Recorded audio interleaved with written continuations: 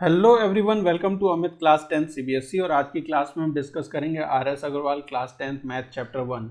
Irrational numbers जैसे root 2, root 3, root 5 ये irrational numbers हैं, तो हम इसे कैसे प्रूव कर सकते हैं कि ये इर्रेशनल नंबर है।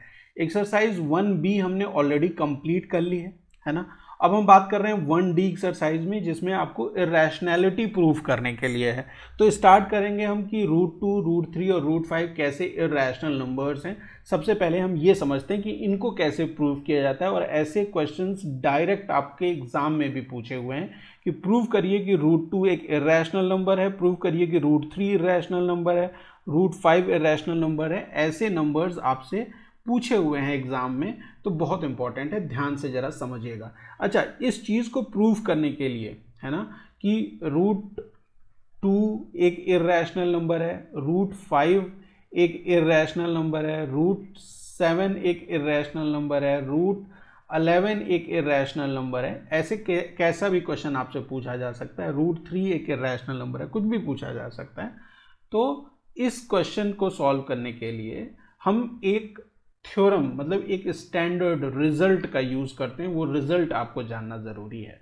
और वो रिजल्ट क्या कहता है? वो रिजल्ट ये कहता है कि P, मान लीजिए कि P एक प्राइम नंबर है, ठीक है, प्राइम नंबर है। ध्यान से समझिएगा कि P क्या है, एक प्राइम नंबर है, और A एक दूसरा वेरिएबल है ना। और ये क्या है, एक पॉजिटिव इंटीजर है, पॉजिटिव इंटीजर है, ठीक है। P क्या है, प्राइम नंबर है, A क्या है, पॉजिटिव इंटीजर है। अगर हम ये कहते हैं, ठीक है, हम क्या कह रहे हैं कि जो ये P है, जो P है वो अगर A स्क्वायर को डिवाइड करता है, ठीक है, अगर P A स्क्वायर को डिवाइड करता है, इसका मतलब जो P है वो A को भी डिवाइड करेगा। क्लियर है, समझ में आया? P क्या है, एक प्राइम नंबर है, A क्या है, एक पॉजिटिव इंटीजर है। हमने कहा कि अगर ये P A स्क्वायर को डिवाइड कर सकता है ना, तो ये P A को भी डिवाइड करेगा। अब इस लेमा का, इस थ्योरम का, इस स्टैंडर्ड का हम यूज करेंगे अपने क्वेश्चन को सॉल्व करने के लिए। सबसे पहले आते हैं कि हम प्रूव करते हैं कि प्रूव रूट 2 इज इर्रेशनल, है ना। हमें ये प्रूव करना है कि रूट 2 क्या है, इर्रेशनल है। अच्छा, एक चीज तो हमने ये समझ ली, जो ये प्राइम फैक्टर वाली, जो प्राइम नंबर वाले फॉर्म की समझी। एक चीज और समझ लीजिए कि इस तरह के क्वेश्चंस में हम किस तरीके से डील करते हैं। हम ये मान के चलेंगे ऐसे क्वेश्चंस में कि जो ये रूट 2 गिवन है, ये क्या है, ये एक रैशनल नंबर है। हमें प्रूव करना है इर्रेशनल नंबर। हम एज्यूम कर लेते हैं स्टार्टिंग में ही। हमने क्या एज्यूम कर लिया स्टार्टिंग में? एज्यूम कर लिया, assume that root 2 is rational, ठीक है, ये एज्यूम कर लिया। अगर हमारा ये एजम्पशन आगे चल के गलत हो जाता है, तो हम क्या कहेंगे कि हमने जो एजम्पशन लिया था वो कॉन्ट्राडिक्ट कर रहा है, इसका मतलब रूट 2 क्या है, इर्रेशनल है, ठीक है। हमने क्या माना बेटा? हमने ये माना कि रूट 2 क्या है, रैशनल है। अगर आगे चल के ये रूट 2 रैशनल नहीं होता है, तो हमारा एजम्पशन क्या हो रहा है, कॉन्ट्राडिक्ट हो रहा है। इसीलिए इसको, इस मेथड को क्या बोलते हैं, कॉन्ट्राडिक्शन वाला मेथड बोलते हैं इसको। इसमें कॉन्ट्राडिक्शन आ जाती है हमारी स्टेटमेंट में या हमारे एजम्पशन में। और जब हमारे एजम्पशन में कॉन्ट्राडिक्शन आ जाएगा, तो अगर एक चीज़ गलत है तो दूसरी चीज़ क्या हो जाएगी, सही हो जाएगी। क्लियर है? हमने क्या कर लिया, एज्यूम कर लिया कि रूट 2 क्या है, ये एक रैशनल नंबर है। अब रूट 2 अगर रैशनल नंबर है, तो रूट 2 को हम P/Q के फॉर्म में लिख सकते हैं कि नहीं लिख सकते? तो यहाँ पे मैंने रूट 2 को लिख दिया A/B के फॉर्म में, ठीक है भाई। अगर रूट 2 रैशनल है तो उसे P/Q के फॉर्म में लिख सकते हैं ना। तो यहाँ मैंने A/B के फॉर्म में लिख लिया, ठीक है। अब A/B के फॉर्म में लिखने का मतलब क्या हो गया कि A और B ये दोनों के दोनों क्या होते हैं, इंटीजर्स होते हैं, है ना। B की वैल्यू, ये जो डिनोमिनेटर है रैशनल नंबर में, कभी भी 0 नहीं होता है। और एक कंडीशन है कि A और B आपस में क्या होने चाहिए, को प्राइम होने चाहिए। जब ये अपने सिंपलेस्ट फॉर्म में होगा, जब भी रैशनल नंबर अपने सिंपलेस्ट फॉर्म में होता है तो उसका न्यूमरेटर और डिनोमिनेटर दोनों आपस में क्या होते हैं, को प्राइम होते हैं। को प्राइम होने का मतलब क्या हुआ, ए और बी का सिर्फ एक ही कॉमन फैक्टर होगा, कॉमन फैक्टर इसका सिर्फ एक होगा और वो कॉमन फैक्टर क्या है, 1 है। ठीक है, एक ही कॉमन फैक्टर होगा और वो क्या होगा, 1 होगा। क्लियर है। अच्छा, अब हमने मान लिया कि √2 is equal to a by B, तो जरा इस b को इस साइड ले जाइए, तो यहाँ क्या हो जाएगा, √2b is equal to a। अब इस √2b को और इस a को हम चाहते हैं कि दोनों साइड स्क्वायर कर दें, तो हमने क्या किया, स्क्वायरिंग बोथ साइड को हमने क्या किया, स्क्वायर कर दिया। बोथ साइड को अगर आप स्क्वायर करते हैं तो √2 का स्क्वायर तो √2 होता है, सॉरी √2 का स्क्वायर तो 2 हो जाएगा। देखिए √2 इंटू √2 क्या होती है वैल्यू, 2 हो जाती है, तो ये 2 हो जाएगी। b का स्क्वायर हो जाएगा और a का भी क्या हो जाएगा, स्क्वायर हो जाएगा। क्लियर है, यहाँ तक बात समझ में आ गई। अच्छा, ये जो b है जो ये b और यहाँ पे जो ये a स्क्वायर है, ये a square 2 into B square के बराबर है। जो a स्क्वायर है वो किसके बराबर है, 2 इंटू बी स्क्वायर के बराबर है। इसका मतलब ये जो 2 है वो a स्क्वायर का एक फैक्टर होगा कि नहीं होगा, बताइए। ये जो 2 है वो a स्क्वायर का एक फैक्टर होगा कि नहीं होगा। और ये 2 क्या है, ये एक प्राइम नंबर भी है। ठीक है, प्राइम नंबर भी है। और अभी हमने पढ़ा कि अगर ये प्राइम नंबर इस a स्क्वायर का, और a क्या था, इंटीजर था, तो a स्क्वायर क्या हो जाएगा, इंटीजर ही रहेगा। तो ये प्राइम नंबर अगर इस a स्क्वायर को डिवाइड करेगा, मतलब 2 डिवाइड्स a स्क्वायर, तो इसका मतलब क्या होता है कि 2 विल ऑल्सो डिवाइड a, है ना। a स्क्वायर को अगर डिवाइड कर रहा है तो ये किसको डिवाइड करेगा, a को भी डिवाइड करेगा। क्लियर है।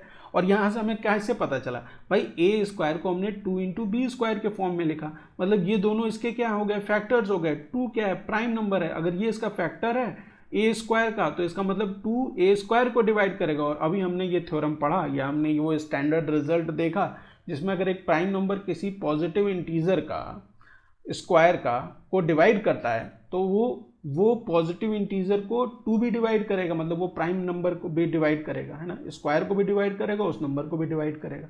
यहाँ तक बात समझ में आ गई। अच्छा, अगर 2 a को डिवाइड कर सकता है तो क्या हम ये मान सकते हैं कि 2 को हम लिख सकते हैं, a को हम लिख सकते हैं, 2 को नहीं। 2 a को डिवाइड कर रहा है तो a को हम लिख सकते हैं 2c के फॉर्म में। मान लिया हमने a को हम क्या लिख सकते हैं, 2c के फॉर्म में लिख सकते हैं। अगर a को आप 2c के फॉर्म में लिख सकते हैं तो इस वाली जगह पे a स्क्वायर वाली जगह पे 2c पुट कर दीजिए, है ना। तो b square is equal to 2c का whole square, that will be equal to 2b square is equal to 4c square. ये 2 है, ये 4 है, तो ये कैंसिल होगा, तो यहाँ पे 2 आ जाएगा, that is equal to what, b square is equal to 2c square. b square is equal to 2c square. Clear है, यहाँ तक समझ में आ गया। अच्छा, यहाँ से हमें क्या समझ में आ रहा है, देखिए यहाँ से हमें ये समझ में आता है कि ये जो b स्क्वायर है 2 उसका क्या है, एक फैक्टर है कि नहीं।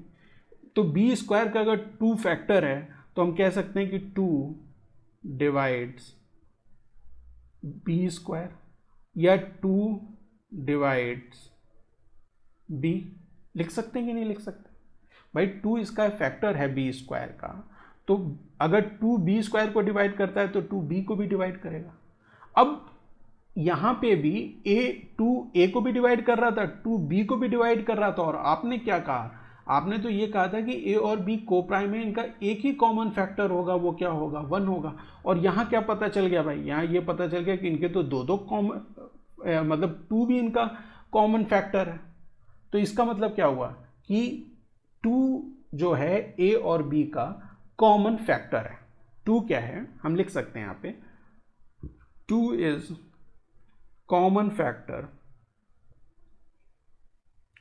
Factor of A and B, है ना, ए एंड बी का 2 कॉमन फैक्टर है। अब यहाँ पे कॉन्ट्राडिक्शन हो गई, क्योंकि हमने लिया कि ए और बी कोप्राइम और इनका कॉमन फैक्टर 1 होगा। हम जब सॉल्व कर रहे थे तो हमें 2 भी कॉमन फैक्टर मिल गया। इट मीन्स ये क्या हो गया कि ये एक कॉन्ट्राडिक्शन अराइज हो गई। यहाँ पे क्या कॉन्ट्राडिक्शन अराइज हो गई,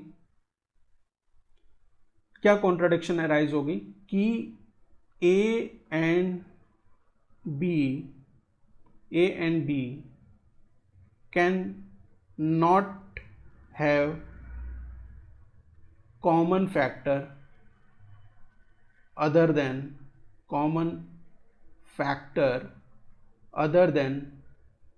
1, है ना। A and B can not have common factor other than 1।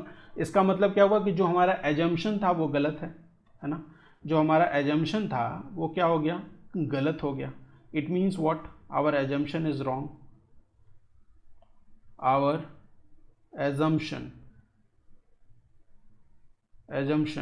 is wrong। और हमारा assumption क्या था, हमारा assumption था कि √2 क्या है, √2 क्या है, रैशनल है। यही तो हमारा assumption था। और अगर ये रैशनल नहीं है तो what does it means कि √2 is irrational, है ना। ये कॉन्ट्राडिक्शन मेथड है। यहाँ पे हमने क्या किया, हमने जो 2 कॉमन फैक्टर आ गया ए और बी का, तो इसकी वजह से यहाँ पे क्या आ गई, कॉन्ट्राडिक्ट हो गया। ये स्टेटमेंट क्या हो गया, कॉन्ट्राडिक्ट हो गया। ठीक है, कॉन्ट्राडिक्शन मेथड यही बोलते हैं इसे। ठीक है, कॉन्ट्राडिक्ट हो गया ये मेथड। और कॉन्ट्राडिक्ट हो गया तो इसका मतलब हमारी एजम्पशन क्या हो गई, गलत हो गई। इसका मतलब √2 क्या है, ये एक इर्रेशनल है। तो इसी तरीके से आप √3 और √5 को भी प्रूव कर सकते हैं कि वो इर्रेशनल है। आइए देखते हैं कैसे। अगर मैं बात कर रहा हूँ √3 की, √3 को हमें प्रूव करना है कि ये इर्रेशनल है, इर्रेशनल। तो आपको सबसे पहले स्टेप में क्या करना पड़ेगा, एज्यूम करिए, एज्यूम करिए। क्या एज्यूम करेंगे, लेट अस एज्यूम। मैं ये क्यों चीज़ें बार बार लिख रहा हूँ, क्योंकि आपको एग्जाम में लिखना है ये सारी चीज़ें, है ना। Let us assume √3 is rational. अगर √3 रैशनल है तो व्हाट डज इट मीन्स कि √3 रैशनल होने का मतलब क्या हो गया कि √3 can be written in the form of a by b where a and b both are integers. ये दोनों इंटीजर्स हैं। b is not equal to 0। a और b अपने सिंपलेस्ट फॉर्म में क्या होंगे, को प्राइम होंगे। और को प्राइम होने का मतलब क्या होता है कि इनका कॉमन फैक्टर क्या होगा, सिर्फ 1 होगा। क्लियर है। अब आपने जब इसको इस तरीके से लिख दिया कि √3 can be written as a by b, तो इस b को इस साइड ले जाइए तो √3b हो जाएगा, that will be equal to a। Square कर दीजिए बोथ साइड को, स्क्वायरिंग बोथ साइड, दोनों साइड को स्क्वायर कर दीजिए। अगर दोनों साइड को आप स्क्वायर करते हैं तो ये क्या हो जाएगा, √3 into √3 is 3, b square is equal to a square. अब ये 3 क्या है, a स्क्वायर का एक फैक्टर है या नहीं है, तो 3 अगर a स्क्वायर का फैक्टर है तो हम क्या लिखेंगे, 3 divides a square. Therefore 3 divides a, है ना। 3 अगर a स्क्वायर को डिवाइड करता है, इसलिए 3 डिवाइड कर सकता है a को भी। तो हम यहाँ क्या मान सकते हैं, हम ये मान सकते हैं, क्या मान सकते हैं हम ये मान लेते हैं कि a can be written in the form of 3c, है ना। भाई अगर a को 3 डिवाइड करता है तो 3 उसका एक फैक्टर हो गया, c कोई भी एक इंटीजर है, तो हम लिख सकते हैं ना उसको 3c के फॉर्म का। तो इसको जरा सब्स्टिट्यूट कर दीजिए। अब ये 3b square will be equal to 3c का होल स्क्वायर, और 3b square will be equal to 9c square, और ये कट जाएगा यहाँ से, तो b square is equal to 3c square. और यहाँ से हम क्या कह सकते हैं कि 3 जो है वो डिवाइड करता है किसे, अब 3 किसका फैक्टर है, b स्क्वायर का, तो 3 divides b square. Therefore 3 divides b also, है ना। क्लियर है। अब अगर ऐसी बात हो गई तो ये क्या, यहाँ पे क्या आ गया, कॉन्ट्रडिक्शन आया कि नहीं आया। आपने क्या एज्यूम किया था कि ए और बी क्या है बेटा, ए और बी को प्राइम है। लेकिन हमें यहाँ पे क्या पता चल गया, हमें ये पता चल गया कि three is a common factor किसका कॉमन फैक्टर है, ऑफ ए एंड बी, है ना, ए एंड बी का कॉमन फैक्टर है। अब यहां पे क्या हो गया, कॉन्ट्राडिक्शन हो गया। क्या कॉन्ट्राडिक्शन हो गया, क्या कॉन्ट्राडिक्शन हुआ, कॉन्ट्राडिक्शन ये हुआ कि हमने क्या एज्यूम किया था, हमने ये एज्यूम किया था कि ए एंड बी का has only one common factor, और वो क्या था, 1 था। कॉन्ट्राडिक्शन अराइज हुआ कि ए और बी का सिर्फ एक ही कॉमन फैक्टर हमने इनिशियली माना था, लेकिन यहां हमें पता चला कि 3 भी उसका कॉमन फैक्टर है। तो इट मीन्स क्या, इसका मतलब हुआ कि हमारा एजम्पशन क्या है, गलत है। Our assumption is wrong, our assumption is wrong. और हमारा एजम्पशन था क्या, कि √3 क्या है, ये एक रैशनल नंबर है, यही तो हमारा एजम्पशन था। और अगर ये रॉन्ग है तो इसका मतलब क्या हुआ, √3 इज इर्रेशनल। ठीक है, क्लियर है, समझ में आ गया, समझ में आया कैसे सॉल्व होता है। क्या आप √5 √7 इस तरीके से सॉल्व कर सकते हैं, हम √5 को सॉल्व करते हैं। आप होमवर्क में √7 को जरूर सॉल्व करके मुझे बताइएगा कि क्या आप सॉल्व कर पाए कि √7 एक इर्रेशनल नंबर है। तो हम पहले √5 को देखते हैं। सेम चीज़ है, आपने एक समझ लिया तो बाकी सारे भी आपको ईजिली समझ में आ जाएंगे। अब यहाँ पे हम सिंपल नॉर्मल तरीके से, मतलब सारे स्टेप्स नहीं लिख रहा मैं यहाँ पे, सिंपली समझिए, ओवरऑल इसका एक रिवीजन टाइप का कर लेंगे कि √5 को अगर हमें प्रूव करना है कि वो इर्रेशनल है, तो हमने क्या एज्यूम कर लिया कि √5 क्या है, ये एक रैशनल है, एज्यूम कर लिया हमने, ठीक है ना, एज्यूम कर लिया। इसका मतलब √5 को हम क्या लिख सकते हैं, a/b के फॉर्म में लिख सकते हैं, जहाँ a और b दोनों के दोनों क्या हैं, इंटीजर्स हैं, b की वैल्यू कभी भी 0 नहीं होगी, और a और b आपस में क्या हैं, को प्राइम है। ये सारी चीज़ें आपको लिखना ज़रूरी है ना, a और b क्या हैं, इंटीजर्स हैं, ये सारी चीज़ें लिखेंगे। अगर नहीं लिखेंगे तो उसके क्या है, नंबर्स करते हैं, है ना, ये चीज़ लिख दी। अब आपको इसको b इस साइड ले जाएंगे तो ये क्या हो जाएगा, देखिए √5b is equal to a हो जाएगा, स्क्वायर कर दीजिए तो 5b square is equal to a square. 5a square का फैक्टर है, मतलब 5 डिवाइड्स a स्क्वायर। इसका मतलब क्या हो गया कि 5 किसको डिवाइड करेगा, a को भी डिवाइड करेगा, है ना। अगर 5 a को डिवाइड कर रहा है तो इसका मतलब a can be written as 5c के फॉर्म में, और 5c के अगर फॉर्म में आप लिखते हैं तो इसे आप कैसे लिख सकते हैं, a की जगह 5c ले लीजिए, तो 5b square is equal to 5c का होल स्क्वायर, और 5b square is equal to 25c square. 5 से ये 25 कटेगा तो b square is equal to 5c square. अब ये b स्क्वायर का 5 एक फैक्टर है, इसका मतलब 5 divides b square. 5 b square को डिवाइड करता है, इसका मतलब 5 किसको डिवाइड करेगा, 5 will divide also divide b को, है ना। और यहीं पे क्या हो गया, कॉन्ट्राडिक्शन हो गया कि 5 इज कॉमन फैक्टर, ठीक है, common factor of a and b, है ना। 5 किसका कॉमन फैक्टर है, a और b दोनों का कॉमन फैक्टर है। और हमने क्या माना था शुरू में, हमने ये माना था कि 5 जो a और b है ये आपस में को प्राइम है, इनका सिर्फ एक ही कॉमन फैक्टर है, वो है 1। यहाँ पे क्या है, 5 भी इनका कॉमन फैक्टर हो गया, तो क्या अराइज हो गया, कॉन्ट्राडिक्शन अराइव हो गया, ठीक है, कॉन्ट्राडिक्शन। और कॉन्ट्राडिक्शन जो अराइज हुआ उसकी वजह से क्या हो गया, हमारा जो ये एजम्पशन था वो क्या हो गया, रॉन्ग हो गया। और अगर एजम्पशन रॉन्ग हो गया इट मीन्स कि √5 क्या है, इर्रेशनल है।